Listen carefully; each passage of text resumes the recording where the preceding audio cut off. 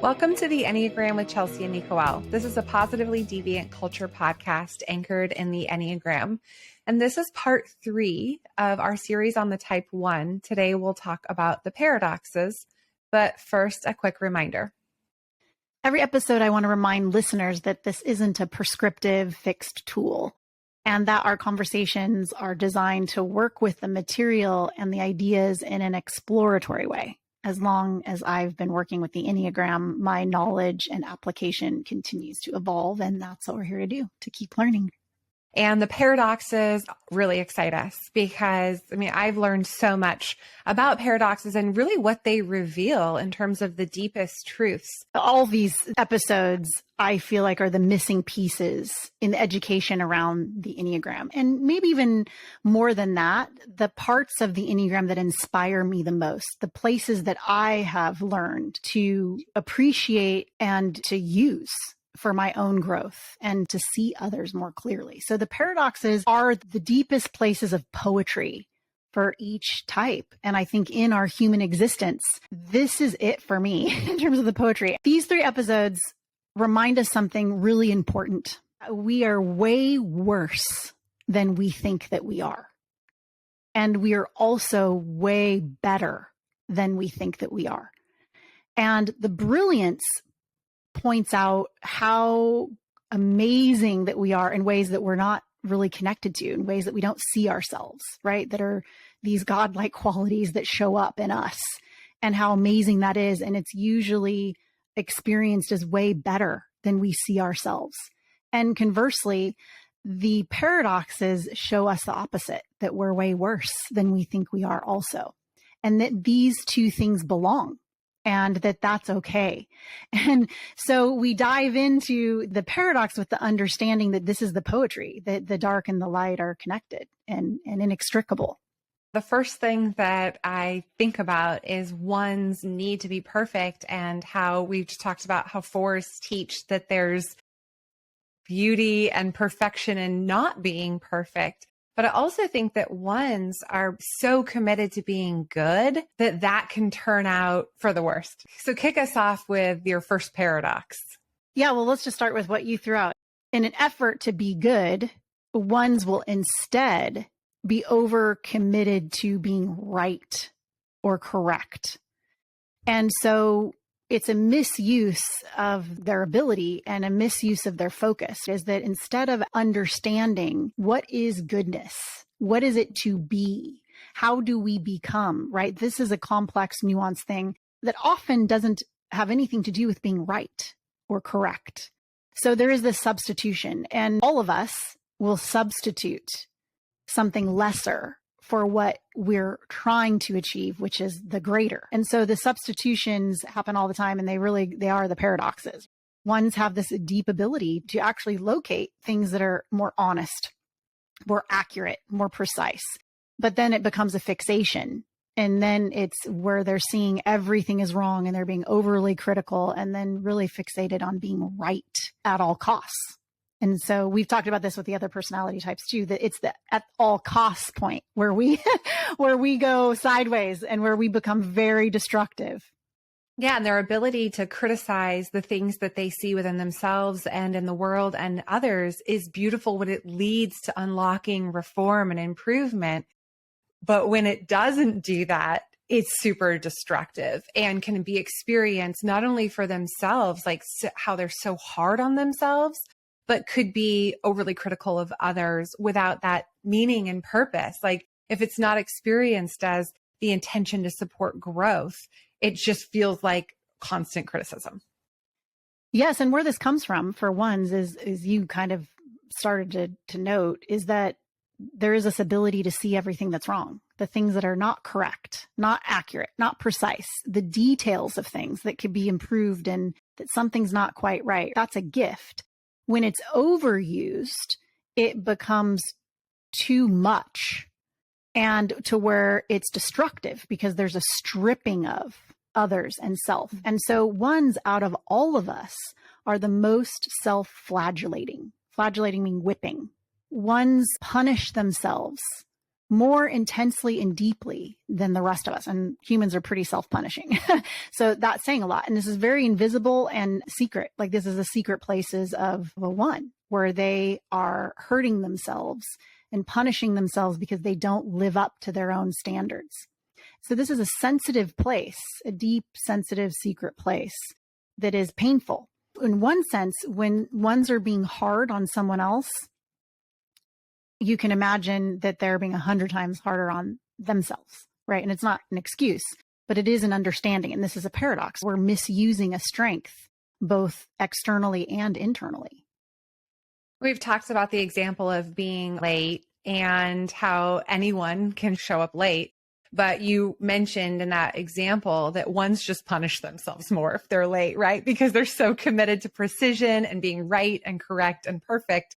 And so if that doesn't happen, it hits them harder. Yeah, that is the self-punishing piece. A similar paradox is that because ones are gifted with self-improvement and they're gifted with discipline and they're gifted with patience, there is this less conscious commitment that everyone else should be that way. This is how we all are. When we can achieve something quite easily, and clearly, there is a natural expectation that everyone else should be able to do that too, right? If I can do it, you can do it. But this isn't true. Ones mostly are gifted with an enormous amount of self-discipline. So two things can happen. One, they expect others to be equally as disciplined. And when they're not, they can punish and judge. The goodness of ones in their effort of seeing these critiques is to help, to come alongside and to improve and to dig in with someone else, or to build something by themselves or with others that is improving, not to sit on the sidelines and judge. So it can move into this deep judgment and punishment of others, not just of self, judgment of self and others for sure. But there is this quality of discipline that also they can be overly disciplined to the point where they're hurting themselves and others. Their expectation around discipline, this becomes really destructive in terms of their body, way over discipline in terms of like eating or exercise. This is a common thing for ones to do. It becomes not healthy. And then that same expectation on others, which is equally unhealthy. I'm really interested in the element of patience that exists because it feels a little bit outside of all of the other more rigid descriptors that you've used. Where does that come from and how does it fit in with the rest of the picture? Yeah, this patience is really sourced from their ability to be disciplined, self-improving, to locate what is missing in an accurate way requires patience. To be able to sit and look and actually truly see requires patience. Also, to grow requires patience. Reformation requires patience, right?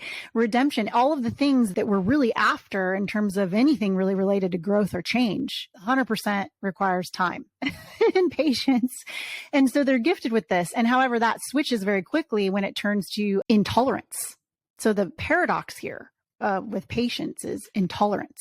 Ones can be incredibly intolerant, quick to anger, quick to judge, quick to be critical, which is opposite of being patient and open to seeing. This is a definite place that goes sideways. Ones really can struggle with in their disintegrated places. They can be resentful, punishing, impatient, inflexible, judgmental. This is all a misuse of their gifts, an inversion of their gifts. It makes sense. I very much envision the type one as like roll up their sleeves, get in there, super hardworking, bearing a big burden of responsibility, knowing that they have within them what it takes to go and improve and make it better. And that takes work. And like you said, discipline. And so that's why it was surprising to me to hear the strengths that they have related to patience. Makes total sense in being able to see a larger reform over a longer period of time, that you would need that kind of silent, quiet, behind the scenes. I'm just going to work this plan knowing that it's leading to something that's good, that's better. And then I've definitely experienced behaviorally that like, get out of my way. I got this. I'm going to do this. And more of the intolerance of you're not good enough. And we know that they're saying to themselves sometimes that they're not good enough in more extensive measure than they would be necessarily placing that on others. So when we see them placing that on others, you can only imagine what's happening for them internally. Yeah, exactly. That's what it's sourced from. And alongside that is ones can struggle with self-righteousness. At their best, they're actually locating rightness and goodness accurately without the negative charge. And then in their worst, it becomes self-righteousness, that they know better than everyone else, that they're better than everyone else, right? Because they can see things and locate things and that nobody else can. So it becomes very self-righteous and intolerant and then patronizing. And the patronizing is not just from a self-righteous point, but it comes from a misuse of their ability to teach and mentor.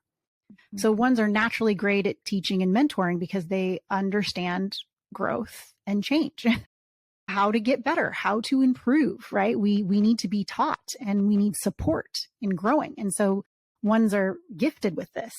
And how it goes badly is when it becomes patronizing, where there's this immediate assumption that they know better than everyone else and that others are less capable or don't get it, where all of the patronizing aspects come to play. And this is a paradox because this is the opposite, the inversion that's stemmed from a good thing that's gone wrong. Yeah. I mean, righteousness, we can charge that positively or negatively, like to be right and to be a leader, to take us in the right direction, to embody it and become right and good yourself. And then self-righteousness, obviously, negative charge. Another thing that comes to mind is ones at their best, amazing at locating and surfacing standards of excellence. Ones can create and see and know what is the best way. What are our ideals that are achievable and good and that matter? What are the ideals that we should be going for, that we can actually achieve, that will work? This is exactly the space of a one. When it goes opposite, it becomes unreasonable standards, unreasonable ideals. And this also ties to their gift of reason. They're incredibly able to be reasonable, logical, practical, grounded in the sense of what is real. Because how can you improve something if you're not seeing it accurately? If you're not able to see something that's real, you can't improve it to make it anything different. So ones are particularly gifted at this. And again, we can all be reasonable and logical. But ones, it's coming from the source of improvement and ownership. When this is misused, it becomes unreasonable. They can be the most unreasonable out of all of us. And also they'll create standards that are not reasonable. So even the standards or the ideals or the practices that they will push for will not be rooted in any realistic or practical place. So this is the opposite of what they're actually great at creating, right? Yeah. And then you create all these standards that no one can live up to. And then that probably just fuels no one's as good as me, right? Like no one can live up to these unrealistic standards and ideals. I know a couple of ones, of course, but I'm like, oh, this is what's happening. I think it's helpful to understand where it's coming from. And this is why we have the paradox conversation, that every single one of these is also an absolutely beautiful gift when it's used appropriately. Yes. And the final paradox is probably the worst because it encompasses all of the others. For one, is a deep hypocrisy. Ones out of all of us are the worst hypocrites. And the reason why is because they're the ones that hold and protect and embody ideals. And so the very best that humans can achieve externally and internally, ones are able to manifest in this way, like, to become. When that fails, which it usually does, ones will be the worst hypocrites because they are being overly committed to their ideals, which they cannot even closely achieve themselves. Ones will promote their ideals and then be unwilling and unable to do what they say. So ones kind of at their worst really exemplify this, do what I say, not what I do, because that's the place of hypocrisy, where the hypocrite is the one that is preaching or promoting and elevating certain values, principles, qualities, standards, all these things, and then they do the opposite. And that's what makes someone the worst hypocrite. To be clear, all humans are hypocrites, all of us, but ones can end up being the worst because this is their space, this place of nobility and integrity and integration, synergy, alignment, the places of discipline, change, growth, right? These are kind of the best ideals for humanity. And yet when they drop them or fake them, it becomes dark. It becomes a very destructive place for themselves and maybe even more for the people around them. This conversation naturally leads me to start wanting to continue to unpack, how we can leverage ones and how they're misunderstood, which we've started to allude to. We're going to follow up with those conversations, but we hope that these episodes give listeners a beginning place to explore the type 1 and to try it on and to understand more about the ones around us in the world and what they can bring to life. And we're happy to have these ones. We're grateful for them. The paradox episode, we always get excited about, but there's also a depth and a weight and a dark side, really, to the power that these gifts have to bring to the world. And there's a sadness when they don't turn out the way we expect them to, or we hope for them to. Yeah, this is poetry, right? The dark is just as valuable as the light. And when we can see it clearly and understand it, then we can exist in both. That's the invitation, is to see ourselves as amazing as we actually are, and to also see ourselves as awful as we are as well, and that both of those are okay. And I think the invitation at the end of each paradox episode is the invitation for ones, in this case, to deeply understand just how perfect they already are. And it's only within our definitions where we don't see that to be true. When ones are really integrated to themselves and to their 7 self and their 4 self, the reality is each of us already are that which we are determined to be. This conversation for me brings to light an opportunity to recalibrate and to have greater awareness in where we actually are amazing, which might not be where we initially think, and the areas where the darkness can bring a level of self-awareness and to, for lack of a better word, to be better, to be more calibrated and more tuned in and more aligned to what's really happening. I think these paradoxes allow us to see both sides and understand where ones and where we each sit within those spaces. Thank you so much for listening. If you're interested in learning more about the Enneagram, we'd love to hear from you. You can find us on LinkedIn and follow us to receive notifications about future episodes.